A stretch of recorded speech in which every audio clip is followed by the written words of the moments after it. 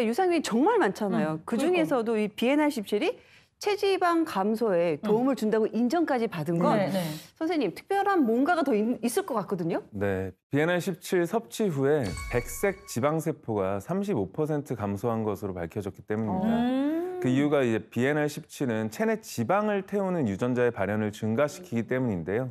이해되기 쉽게 알려드릴게요. 지금 보시는 초는 지방세포고요. 네. 초의 심지는 지방세포를 연소시키는 유전자라고 가정하겠습니다. 네. 심지가 하나일 때 초가 천천히 녹는데요. 그렇죠. 여기서 초 심지가 점점 늘어나면 어떻게 달라지는지. 화르륵이네요.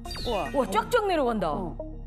이렇게 심지가 많을수록 초가 빠르게 녹아서 없어지는 것처럼 비엔알17은 지방을 태우는 유전자를 늘려 지방을 빠르게 연소시킵니다. 그래서 백색 지방세포 크기가 줄어드는 거죠. 네. 와, 진짜 다이어트 유산균으로 인정받을 만하네요. 네, 거기에 비엔알17이 다이어트 기능성 유산균으로 인정받은 건 또 다른 이유도 있습니다. 아, 또 뭐가 있어요? 네, 다이어트 하실 때 뭐가 가장 힘드세요? 당연히 식욕이죠. 먹는 거 참는 거. 그렇죠. 식욕이죠, 식욕. 너무 먹고 싶은데 그렇죠. 저는 다이어트라는 말을 듣는 것 자체가 힘들어요. 단어. 네? 일단.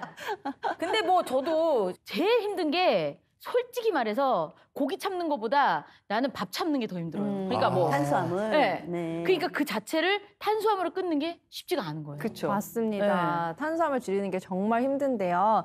특히 우리나라는 주식인 밥까지 탄수화물이라서 줄이기가 정말 쉽지 않죠. 맞아요. 근데 비엔알17은 우리 몸에서 탄수화물 흡수를 방해해서 살이 찌는 걸 막아줍니다. 그러면은 이 비엔알17 덕분에 먹었는데 흡수가 안 되고 그냥 바로 빠져나오나요? 제가 쉽게 설명을 드릴게요. 네. 우리가 먹는 탄수화물의 형태는 보통 다당류입니다. 이렇게 네, 한 송이 다. 포도송이라고 생각을 하시면 돼요. 네. 근데 이 포도송이는 매우 크기 때문에 한 번에 먹을 수가 없잖아요. 네. 그렇죠? 그렇죠. 그러면 우리는 이 포도를 이렇게 하나씩 떼어서 그쵸? 먹습니다. 네. 그렇죠?